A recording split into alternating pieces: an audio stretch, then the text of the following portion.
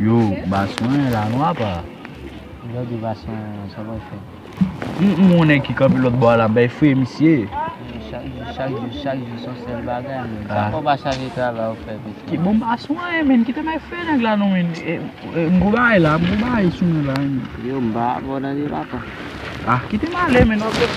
Yo, wabam nou fè lò. Ah, mousin pou bay ma binji yo, kola nan mouye. Ki te mjè sa men. Avi yode. Ama e jwe ba kamen pou ba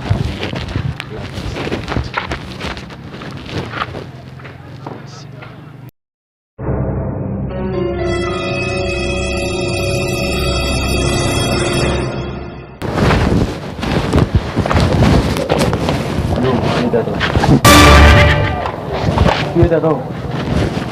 Bahasa di mana aku?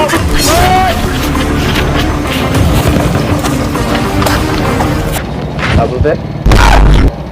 Sih, sabun teh? Kamu ada siapa? Waktu main aku itu biar tuh cuma.